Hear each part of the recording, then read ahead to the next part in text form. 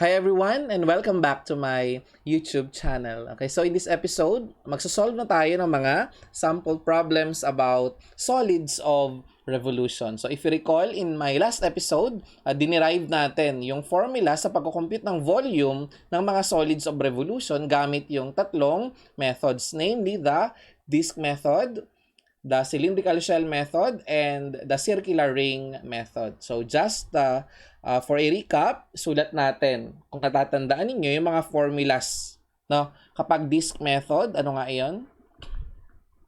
Kapag disk method, the differential volume is equal to pi r squared multiplied by dh. No? And then kapag ka naman cylindrical shell,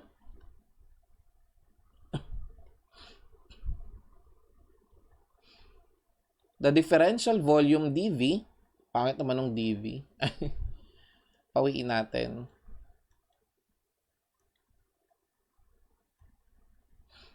dV is 2 pi r h dr. And lastly, for the circular ring method, the differential volume is pi multiplied by capital letter R squared minus small letter r squared and then dH. Para lang siyang dalawang disk na pinag-minus. Okay, so we will recall or we can recall that this dH and this dr can be replaced by dx or dy. Kapag nakatayo, yung strip mo, dx yun. Kapag nakahiga, dy yun. No? And then itong r naman na to, pwede rin siyang palitan ng x or ng y. Depende kung ano ang orientation ng strip or differential area element. Okay? So now, mag-solve na tayo ng mga examples. Okay, so this is the first example, problem number 1. Sabi niya, find the volume of the solid of this should not be of solid of revolution obtained by revolving the region bounded by y equals 4x minus x squared and the x-axis, about the x-axis. So one important skill that you need to have para makapag-compute ka ng volume is yung graphing, no? Dapat familiar ka sa graph ng mga functions. Halimbawa, no? Ano ba itong function na ito? This is actually a parabola kasi quadratic siya, no? So you can imagine a parabola, no? Tapos daw may x-axis. So parabola at saka x-axis, no? Meron daw area bounded by this parabola and the x-axis. Ngayon, yung area na yon iikot mo daw sa x-axis. Okay? So first, i-drawing muna natin ang parabola na ito, no? So usually tayo ay nagko-convert, no? Kung parabola yan, convert natin siya sa standard form para makuha natin yung kanyang vertex. Okay? Actually, itong parabolang ito, this is opening downward. Obvious naman kasi yung y positive at yung x squared negative, no? So this is opening downward. Okay? So, para mas makita natin yung detalye, no, gawin natin tong standard form.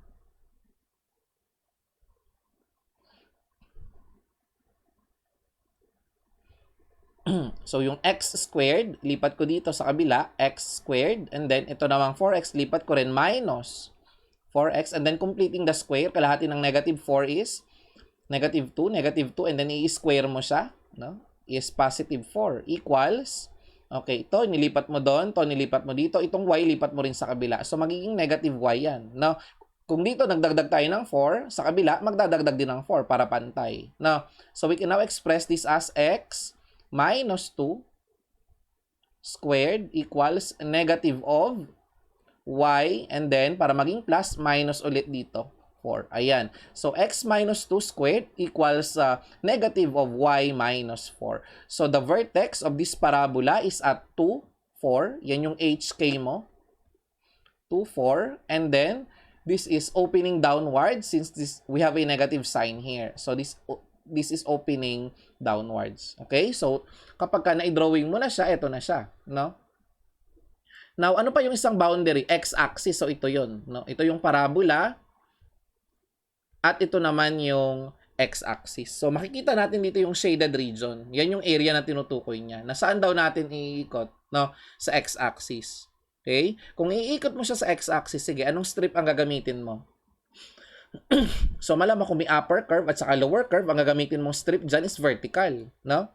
So the height of this differential area element or strip, of course, is your D or Y, rather Y ng color.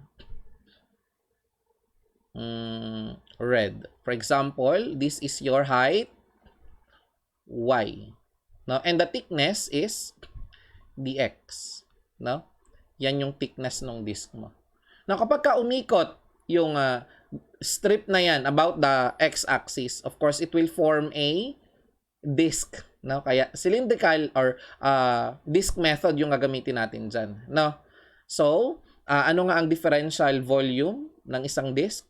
Kung natatandaan po natin, the differential volume of a disk equals pi r squared dh. Now, for this particular example, the radius, as we can see, is y. So, y squared. And the differential height is dx. Okay? So, we can now get the total volume by integration. No? Ilalabas ko yung pi kasi constant siya. Integral of y squared dx. Now, since our variable of integration is x, I have to express this y in terms of x. No?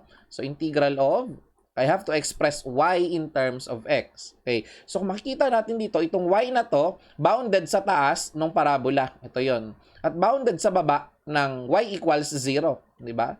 This is just y equals 0 kasi yan yung x-axis mo. So, upper curve minus 0 is just the upper curve. No? So, we have 4x minus x squared and then square mo siya and then multiply mo ng dx. Now, the next thing to do is to indicate the limits. Okay, so if your graph is accurate just like this, we can see from the graph exactly our limit. So here, we have our lower limit, no?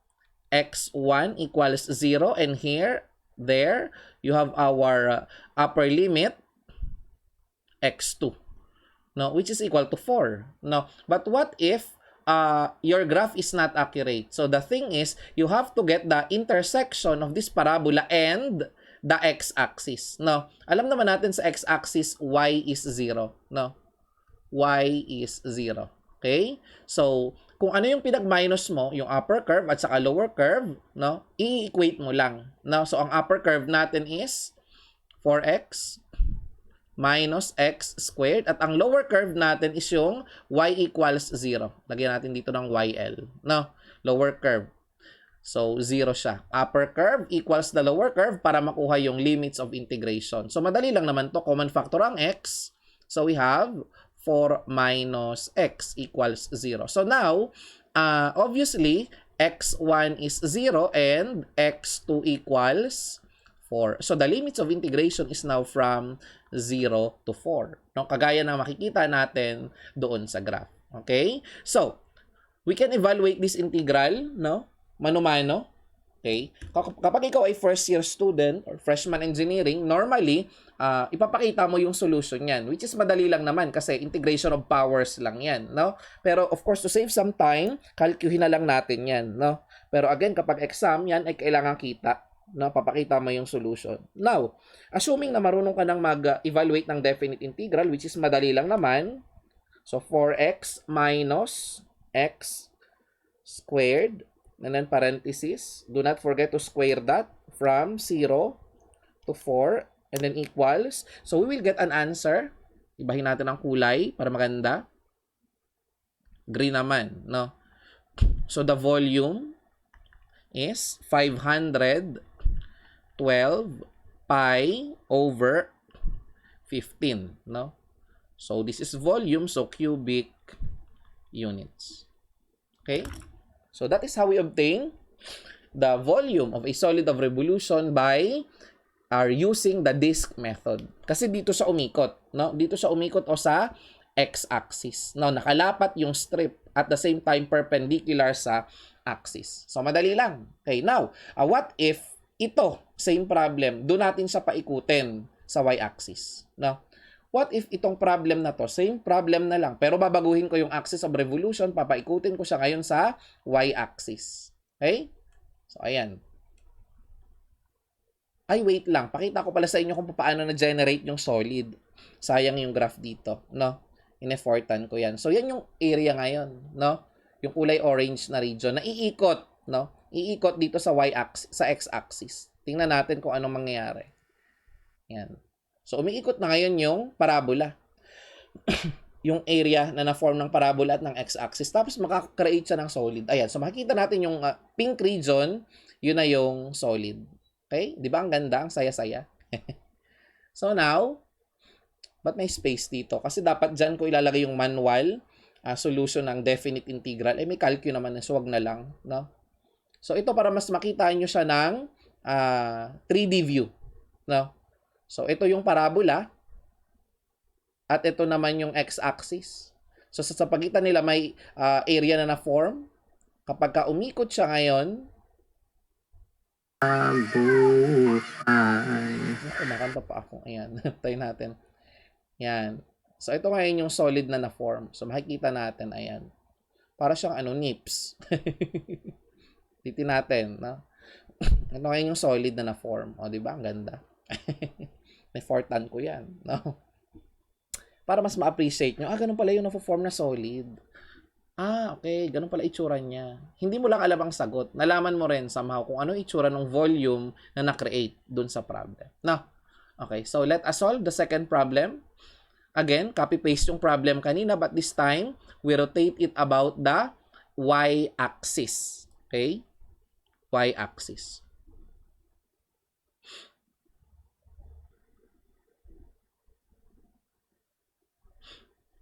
Sige. So, once again, ito yung drawing ng parabola. Hindi naman nagbago yung parabola natin.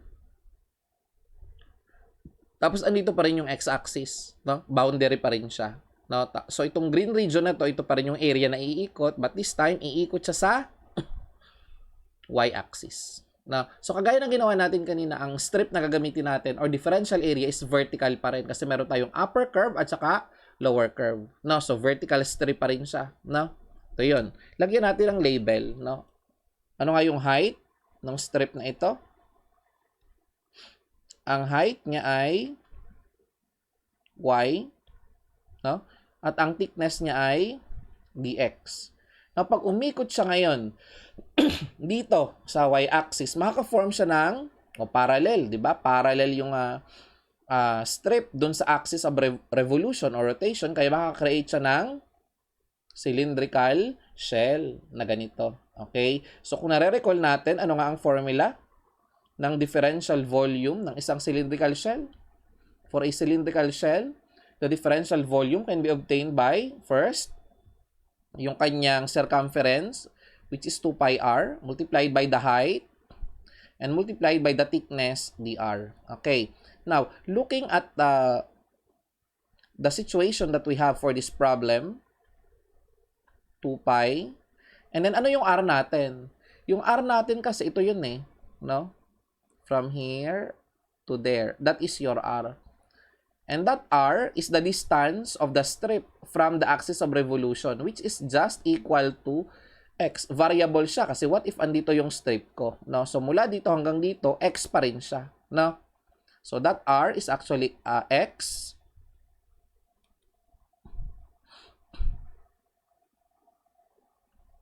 And then height. Obviously, the height equals y. And then yung differential radius is the differential of x. Ito siya, So we now integrate, no?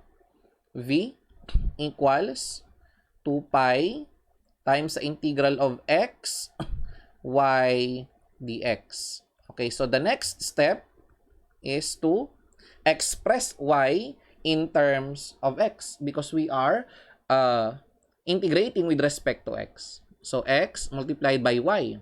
So, ang y natin, upper uli minus lower. So, yung lower curve naman natin dito, 0. No? Kaya ang matitira na lang y is yung y upper na 4x minus x squared.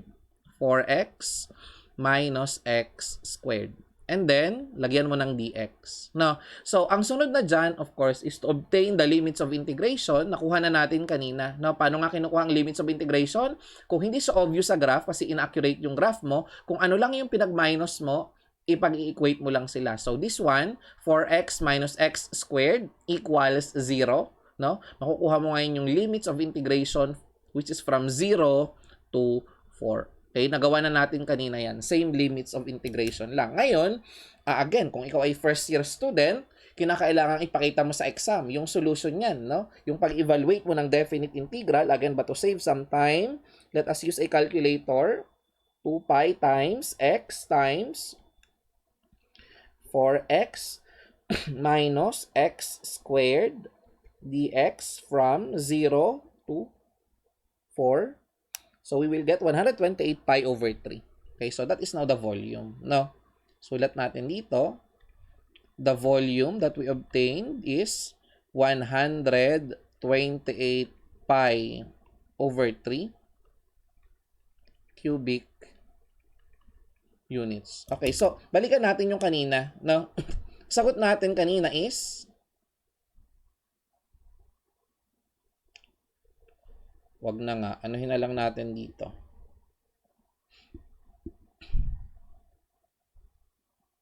Yan. 512 pi over 15. No? Pero, yung sagot natin ngayon is 128 pi over 3. So, that means that kapag magkaiba yung axis na inikutan, magbabago ang sagot. Lagay natin dito yun, ha?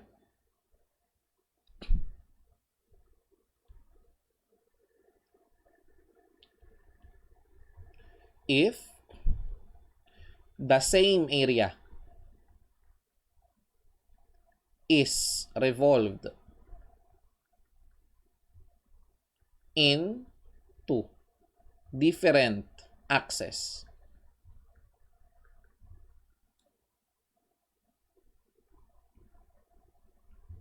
the volumes would be different. Magkaiba po ang volume nila. No? Tandaan yan, ha? Okay.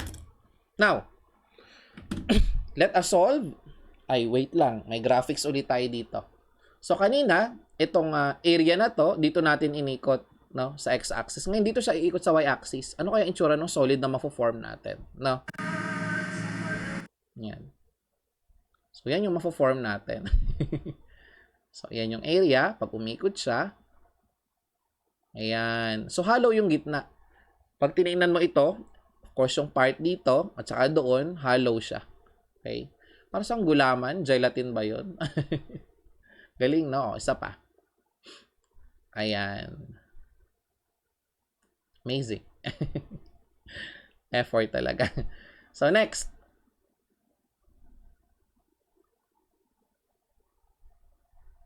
Example 3.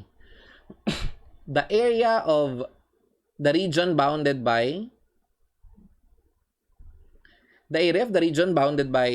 y equals x squared. So, this is a parabola.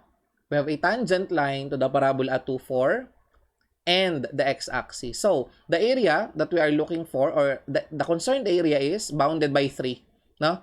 So, this parabola, a tangent line, and the x-axis. So, that area is rotated along the x-axis. How much volume is generated? Okay? So, we have here a parabola opening upward whose vertex is at the origin. We have a tangent line whose equation is not yet known. And that tangent line passes through 2, 4. That is tangent to the parabola at 2, 4 and the x-axis. Okay? So, ano kaya itsura nito? Kailangan muna nating malaman kung ano yung equation ng line. No? Ano bang equation ng tangent line? Compute natin.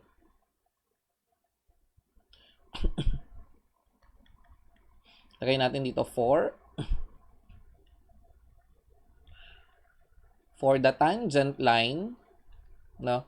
Alam naman natin ang formula ng equation ng line, y equals mx plus b. Okay. So, yung m dito ang slope, no? Tapos yung b ay y-intercept. Okay. Now, ay hindi yan ang gagamitin natin. We will not be using this. Instead, we will use the point slope form. Bakit po? Kasi tangent siya eh. Remember that the slope of the tangent line is equal to the first derivative of the function. Okay, so if this line is tangent to the parabola, no, we get the first derivative of y, no? So slope ng tangent line m of the tangent line is equal to the first derivative of the curve kung saan siya tangent, no? And the first derivative is 2x. Okay? So this is the derivative of this parabola at any point, no? So dahil nagbabago yung x, magbabago-bago yung y prime niya. Pero yung daw tangent line ay dumaan sa 2, 4. No? Dumaan siya dun sa 2, 4. So kailangan nating i-substitute yung x dito, no? So at 2, 4, no? Yung slope ng tangent line na mt ay equal sa 2 times, ano yung x doon? 2. So, ang slope niya ay 4. So, that means, ito na yung hinahanap nating slope ng tangent line. Okay?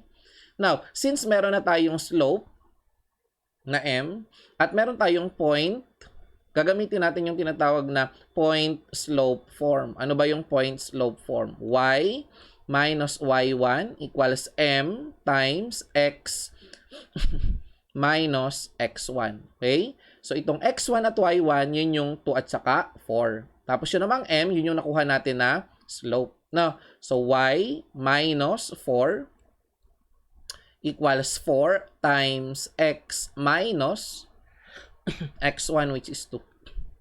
Kapag sinimplify natin yan, ang makukuha nating equation ng line is y equals 4x and then ito minus 8.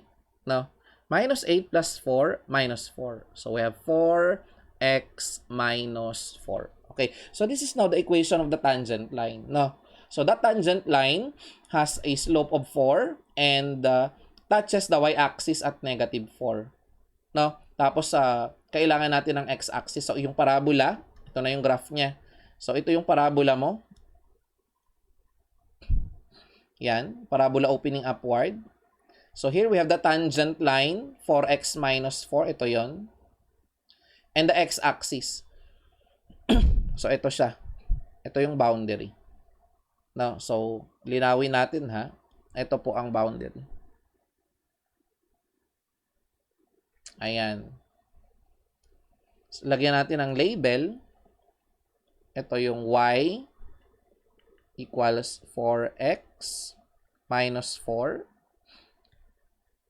Tapos, ito naman yung y equals x squared. Yan. So, ito ngayon yung area na iikot. Saan daw iikot? Along the x-axis. So, dito siya ngayon iikot. Anong strip ang gagamitin natin? Kapag gumamit tayo ng vertical strip, mahahati yung area sa dalawang magkaibang region. Ayun, no? Makakahati siya dito. Dito ang upper curve, yung parabola. Dito ang lower curve, x-axis. Dito naman sa part na to, ang upper curve mo parabola pa rin, pero dito ang lower curve mo ay yung tangent line. So in that case, mahihirapan, makukuha pa rin natin ang sagot, pero dalawang integration yun, no? So syempre, ayaw naman natin nun. Ang gusto natin yung madali. Kaya, doon tayo sa madali. No? Gamit tayo ngayon ng wag na vertical strip. Gamit tayo ng horizontal strip. No? So ano ang dimension ng horizontal strip na yan? Of course, this is x. Yung height niya ay x. At yung thickness niya ay dy. No? So imagine, this strip is horizontal, tapos iikot siya ngayon sa y-axis. Parallel sila sa isa't isa, di ba? Kapag parallel, anong nangyayari? Kapag ang strip ay parallel sa axis na iikutan, makikreate siya ng tinatawag natin na cylindrical shell.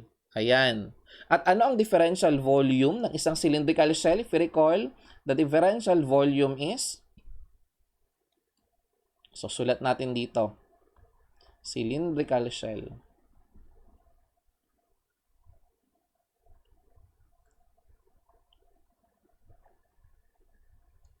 Okay. Ano ang differential volume niya? Diba? 2 pi r h dr. Okay? So, ang volume niyan ngayon is equal to 2 pi multiplied by the integral of, ano yung r natin? Ito yung radius mo. No? So from here to there is your radius, no? And that radius is actually equal to y, because that is the distance of the sample differential area from the x-axis. Gaano kalayo yung strip mula dito sa x-axis? So kung andito yung strip mo, mula dito hanggang dito, variable pa rin yan, which is y, no? So dito y pa rin siya. So wherever that strip is, its distance from the x-axis is always y. Next, how about the height? The height of the cylinder is x, no? And the differential radius or dr is dy. Ayan. So now the variable of integration is y.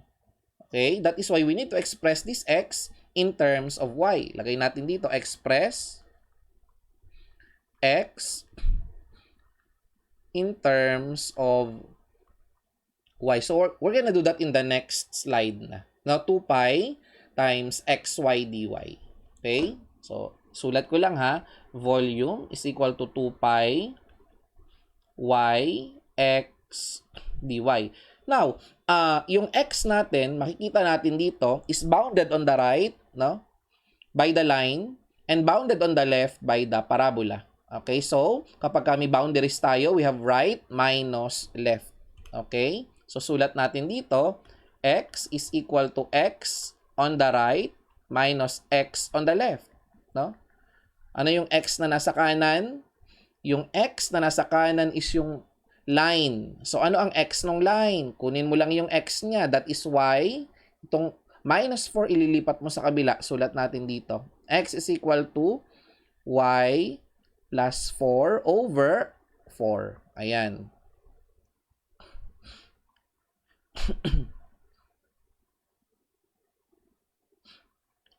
Y plus 4 over 4 minus, ano yung nasa left? Okay. Yung parabola na ang equation ay y equals x squared. So, ano yung x ng parabola? Okay, so that's square root of y. No? Minus square root of y. So, everything now is in y. Kaya pwede na tayong mag-integrate. No? Palitan mo lang. So, 2 pi times the integral of y multiplied by, no, ano to? Y plus 4 over 4 minus square root of y and then dy. So, ang kulang na lang natin is limits of integration. So, titingnan mo naman yan sa drawing. Again, kung accurate ang drawing mo, makikita natin yan. So, ito ay 0 from here to there. No? Eh, di ba yung point na to, that is 2, 4? So, ano ang value ng y? 4. So, here, the value of y is 0. And here, the value of y is 4. Okay? So, we will integrate now from 0 to 4. Okay? So, para madali, calcuhin na lang natin yan. Ano? So, gamit ka lang ng calcul na marunong mag-integrate. So, that's 2 pi times the integral of, yung y, gagawin mo lang ding x dito sa calcul. So, wala naman. Kasi dito sa calcul, laging dx. So, lahat ng variable na gagamitin mo ay x. So, replace all y's with x sa calculator. Fraction sign plus 4 over 4 minus square root of x dx from 0 to 4. Okay? Dapat ang makuha nating sagot dyan ay, ayan. So, ang makukuha nating sagot ay 3.35 cubic units. No, maliit lang. Bakit? Eh, kasi ang liit lang din naman ng area. Balikan natin, ha. Ayan, no? Ang liit lang din ng area na yan. So, pag umikot siya dito sa sa x-axis na to, maliit lang din yung volume na kanyang makikreate. So, 3.35 cubic units. Now, so once again, anong ginawa natin dito? Halikan ko, ha. Yung R ko dito, which is radius ng cylinder, ito siya, ha. Yan yung R, which is the distance of this strip from the axis. And that distance is variable because your strip could be here, could be there, or anywhere on that shaded area. And its distance from the x-axis is always y. Kaya pinalitan natin yung radius ng y. And then yung height naman niya, ito yon, height ng cylinder. No? h. Pinalitan lang natin ng x, no? Which is also replaced by xr minus xl, no? Yung x na nasa right is yung x nung line, y plus 4 over 4. And then yung x na nasa left is yung x nung parabola, which is square root of y, no? And then yung limits na ilalagay natin, kita naman sa problem, hindi mo na kailangang isolve. Kasi kung ito ang point of tangency, doon nag-intersect yung line at yung parabola, no? So yun ang boundary from 0 to 4. Values naman ng y, no? So careful ha, kasi sanay tayo sa dx. Ang ginagamit natin is value ng x. Pero ngayon, dy yung differential natin. So ang ating variable of integration is y. That's why we need to use the values of y. Dito ang value ng y ay 0, no? Kasi 0, 0 yan. At dito ang value ng y ay 4. Okay? So madali lang. Solve tayo ng example 4. Compute the volume of the solid obtained by rotating the region bounded by, yan, ano naman to? Parabola na naman, no? Parabola opening upward, vertexes at the origin. Ito naman, this is a parabola opening downward, no? Kasi positive, negative. Tapos ang kanyang vertex is nasa 0,8, no? Obvious naman, 0,8 ang vertex niyan. And the y-axis, so tatlong boundary. Parabola na nakabukas sa taas, parabola na nakabukas sa baba, at x or y-axis. No? So y-axis. Parabola nakabukas sa taas, parabola nakabukas sa baba. No? Iikot daw siya sa x-axis. So ito na ngayon yung graph. No? So here we can see the parabola opening upward. This is your y equals x squared. No? And this is your parabola opening downward. 8 minus x squared. No? The white parabola here. And here, we have the y-axis. Kasama siya. That's why this area is not shaded. Why? Kasi ang kukunin natin is isa lang sa kanila. Kasi boundary niya ang y-axis. Kung hindi nabanggit yung y-axis, ang area na iikot is itong nasa kanan at itong nasa kaliwa. No? Pero sinabing niya, boundary ang y-axis. Kaya, yan, symmetrical siya. So, pwedeng ang kunin mo yung nasa kanan or nasa kaliwa. Equal lang din naman yung volume na mako-compute natin kasi equal lang din yung areas na ito. No? So, sanay tayo sa kanan, kaya yung kanan na lang yung gamitin ko dito. No? Saan daw siya iikot? Sa x-axis. So, dito siya iikot. So, anong strip ang gagamitin natin? Okay. Dito siya iikot. Hindi tayo pwedeng gumamit ng horizontal strip. Bakit? Kapag gumamit tayo ng horizontal strip, no? Na ganyan, dito sa part na to, mahahati yung area. No? Dito, ang right boundary natin is yung parabola opening downward. Tapos dito naman, yung right boundary natin is yung parabola opening upward. No? So once again, para mas madali, no? Ang gagamitin natin is vertical na lang. No? Pawiin ko muna yan. Oops, later.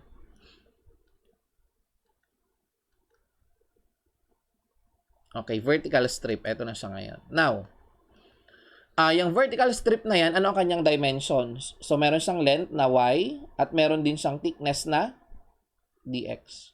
No? So, oops!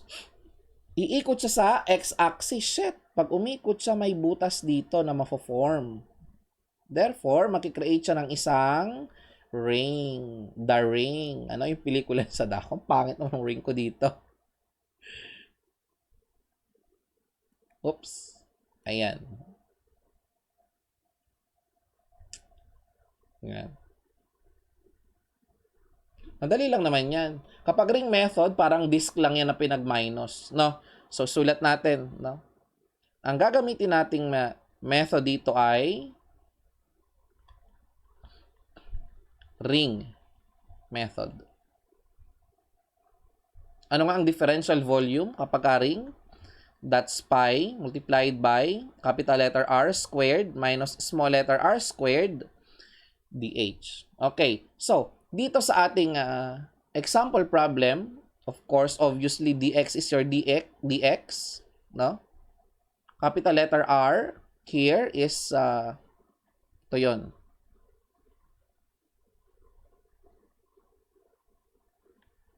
And that is just equal to the upper curve, no?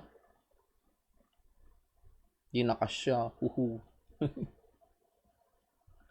This is your upper curve. Tapos, ito naman.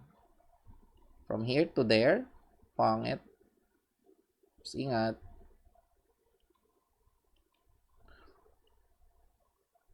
Bakit ba hindi ako makagawa ng straight na line? Kasi hindi ako straight. Okay. So, this is our lower curve. No? So, this is our small letter r equal to the lower curve. And this is our capital letter R equal to the upper curve.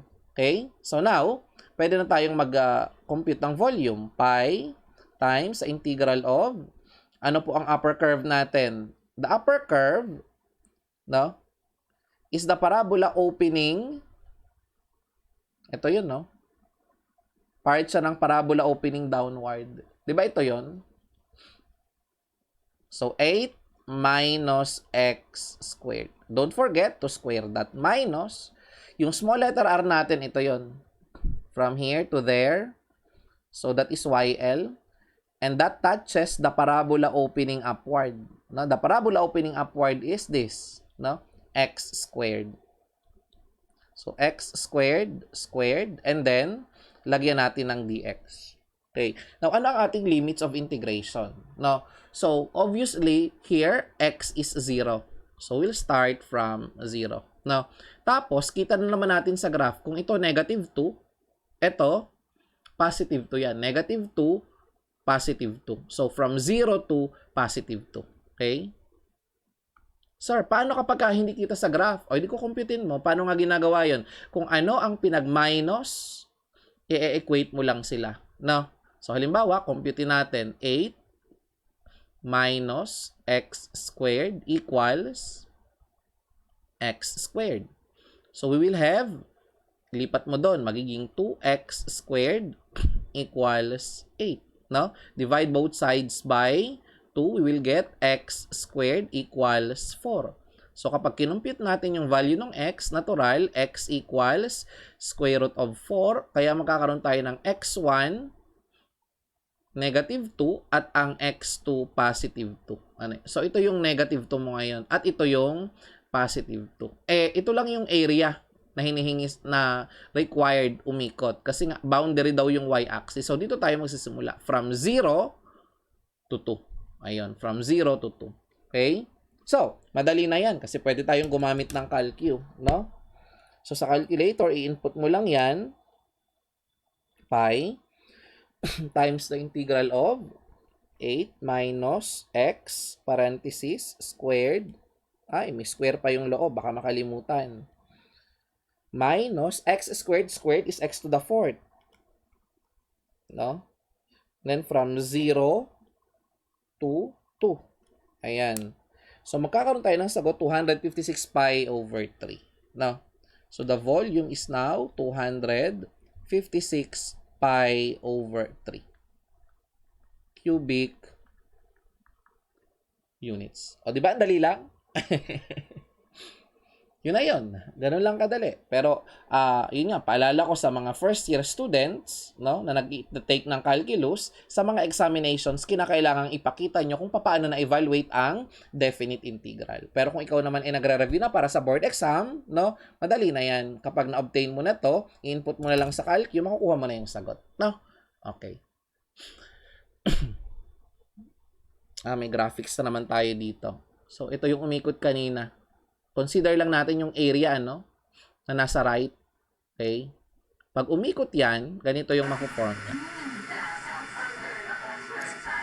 Yan. Di ba? Yan yung volume ngayon. Tilt natin ng konti para mabago yung axis niya, para makita niya. Yan. So, yung part na yun, butas yun. Di ba? Ayan. Yung part dito, butas yan. Ayan. Kikita natin. Di ba? Ang galing. Effort din, no? Effort din gumawa ng ganyan. Para mas ma-appreciate ng mga estudyante kung ano bagang itsura ng mga volume na kanilang kino-compute. Ano po? Okay. Now, solve na natin yung last example para sa episode na ito, no? Kanina nakagamit na tayo ng disk, nakagamit na tayo ng cylindrical shell, at gagamit na rin tayo ng ring method, no? Dito kaya sa panglima, anong method ang gagamitin natin? Okay.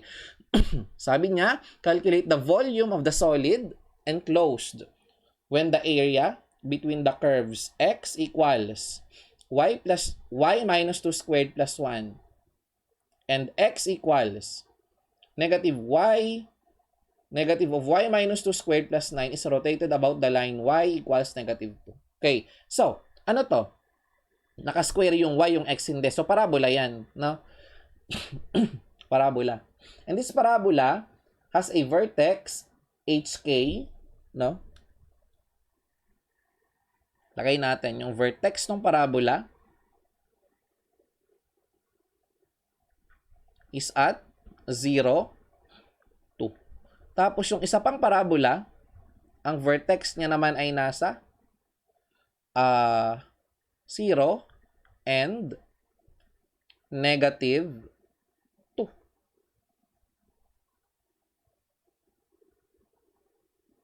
No. Hindi. Ano ba yan? Mali ako. Sorry. Ano bang sinasabi ko? Kapag nag-standard form tayo, guys, magiging ano siya? Y minus 2, diba? Squared equals x minus 1. Ayan. So, remember, we have y minus k squared equals 4a times x minus h. No?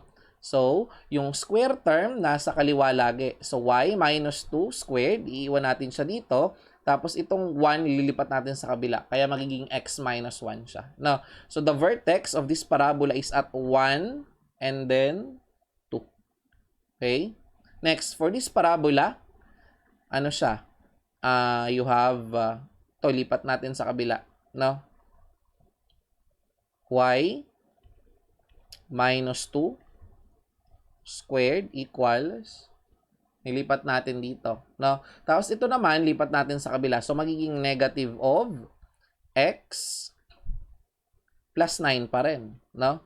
So, here we have y minus 2 squared equals negative of x minus 9. So, the vertex of this parabola is at hk, no? Ito yung h niya, which is 9.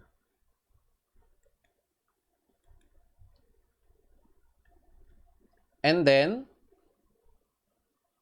ang k niya ay 2. Ayan. So, this is opening to the left. This is opening to the left. And this is opening to the right. Ayan. So, we have a parabola opening to the right. And we have a parabola opening to the left. No? So, since naka-square po yung y natin, no, in both cases, it's either to the left or to the right, nakabuka yung parabola mo. No? So, once again, kapag ang parabola ay naka-square ang y, yan ay nakabuka lamang. It's either sa kanan or sa kaliwa. No? So, dito, ang nakuha natin ay positive yung x na term. Kaya, to the right siya. Dito naman, negative yung x. Kaya, to the left siya. So, anong itsura ng drawing niyan? Ito siya. No? So, this is your parabola opening to the right. Ang vertex niya ay nasa, ayan, 1 and 2. Ito siya. No? Tapos, ito yung parabola opening to the left, whose vertex is at, this is 8, this is 10, so this must be 9. Ito yun. 9, and then 2. Ito siya. Ayan. Okay? So, saan daw siya iikot? Iikot siya about the line y equals negative 2. O dito. Ayan, dito. So, anong strip ang gagamitin natin? Dito daw siya iikot. May strip, ayan. Dito daw siya iikot. Anong strip ang gagamitin para makompute ang volume niyan? No. So, hindi mo siya pwedeng hatiin vertically. Bakit? Kasi mahahati yung area sa dalawang magkaibang region, no? Kaya ang gagawin natin, horizontal yung strip. No? So, kung horizontal yung strip, iikot siya along the iikot siya along the x-axis. So, magkikreate siya ng parang cylinder, no? Cylindrical shell ang mafo-form nito. Okay? Iikot siya doon.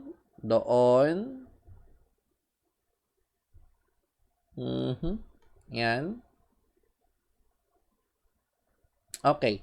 So, eto ngayon yung height ng parabola at ito ngayon ang kanyang radius. Ito natin ang kulay. Is now the radius. Okay? So, yung height na yan ay equal sa x. No? At itong radius na ito, distance ng strip. No? Mula saan? Remember, ito ay x-axis. Ito ang x-axis. So, mula dito hanggang doon, yan ay y. Pero mula dito hanggang dito, fixed yan. Kasi ito negative 2 eh. No? So, in this example, hindi tayo umikot sa x-axis, hindi rin tayo umikot sa y-axis. No? Umikot siya at another line, ito naman, y equals negative 2. So, from here to there, that is y. And from here to there, hindi tuwid, nakasalan siya. Kailangan tuwid siya. Ayan. This is 2. No? Kasi from 0 to negative 2 is always 2. Now, but this is variable. Kasi yung strip mo, halimbawa, pwedeng nandun. No? Pwedeng nandito, yung strip mo. Which is mula dito sa y-axis hanggang kahit saan dyan, nasaan man yung strip na yan, is always y. No? Kaya, yung radius natin para sa problem na ito ay equal sa 2 plus y. Now, ano nga ang ating differential volume kapag ka cylindrical shell? The differential volume is dV equal to 2 pi r h dr. So, that r is 2 plus y. How about the height, h? That h is equal to x. And remember, if that is x, and x is bounded on the left and on the right by two different curves, that's x right minus x left. X right minus x left. Okay? And then dr is simply, ano bang differential natin dito? dy. No? Kasi po horizontal yung strip natin. Kaya differential of y siya. No? So, gawin na natin yan. No? Sulat natin dito, ang volume ay equal sa 2 pi multiplied by the integral of. Ano yung r? Once again, your r is from the strip to the axis of revolution. From the strip to there is y, and from here to there, that's 2. That's why your r is y plus 2 or 2 plus y. Sulat natin yon. Lagyan ng parenthesis para hindi magkamali. 2 plus y. That is your r. How about h? Your h is right minus left. Okay? Now, ano yung nasa right? Ang nasa right is yung parabola opening to the left. Ito yon. X, R. Okay? Alin yan? Ito. 9 minus. Natin dito. 9 minus y minus 2 squared. Okay? And ito naman, yung x na nasa left. No? Ang x na nasa left is, wala na akong space doon. Ako na lang siya isulat. X on the left is the parabola opening to the right. And that is this parabola. That's 1 plus y minus 2 squared. Okay? So, lagay na natin dito. Kinakailangan, gumamit tayo ng isa pa. Yan. Right minus left. Ano yung right? 9 minus y minus 2 squared. 9 minus y minus 2 squared. And then minus yung opening naman to the right. No? Ito yung parabola na nasa left. 1 plus y minus 2 squared.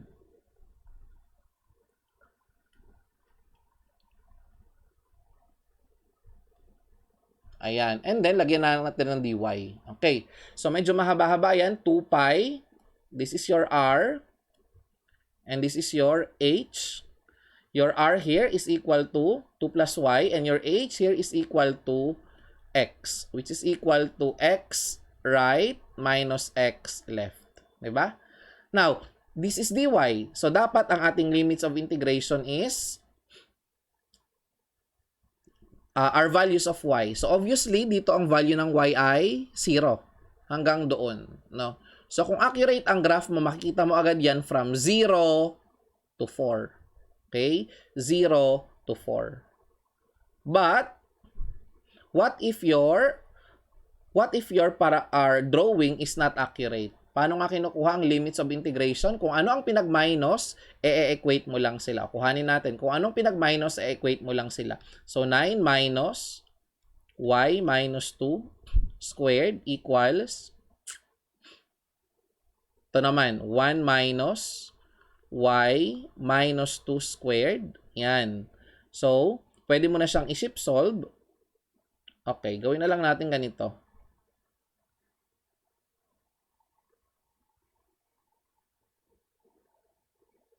Sige, ship solve mo na lang yan, no? Para madali.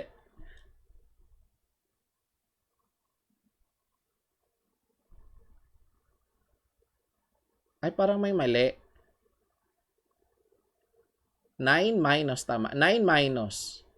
Ayun, tama. 9 minus. Tapos, yung isa naman, 1 plus. 1 plus. It's not minus. So, mali yung sinulat ko dito. It should be plus. Ayan. Yan. Okay. So, pwede mo siyang isip solve or kung gusto mo expand mo, 9 minus, square natin to. Y squared, parenthesis para hindi magkamali. Basta may minus, parenthesis agad doon. Y squared minus 4y plus 4 equals 1 plus y squared minus 4y plus 4. Okay? So, kapag sinimplify natin yan, anong mangyayari? We have here y squared, no? Minus y squared is 2y squared. Tapos, meron tayo ditong negative 4y. Ito, negative, magiging positive. No? So, positive 4y siya dito. Lilipat natin sa kabila. Magiging negative ulit siya. So, negative 4. Tapos, negative 4 ulit. Magiging negative 8y. Okay? And then here, we have 1 plus 4 equals 5.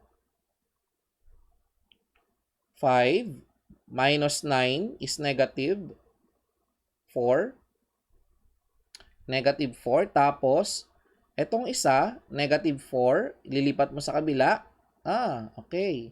So, ito negative 4, ililipat mo sa kabila, magiging positive 4. So, makakancel yan, no? Equal 0. So, now, we can factor 2y times y minus 4 equal 0. No? So, kita na natin ngayon, yung value ng y1, 0, and then yung value ng y2 is 4.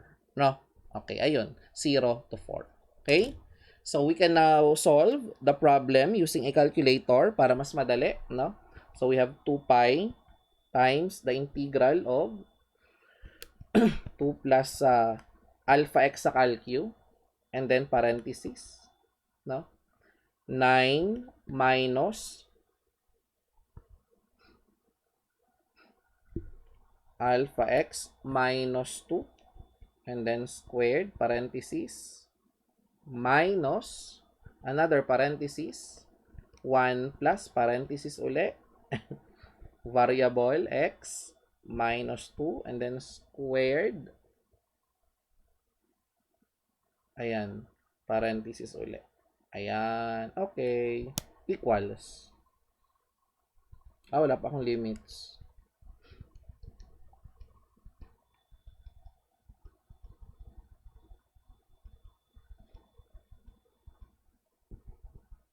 Zero to 4. So, pag integrate natin yan, ang makukuha natin ditong volume is 512 pi over 3. So, 512 pi. Ay, kumana ng pen. Ayan.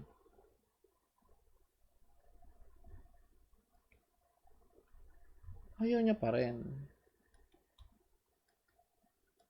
Okay.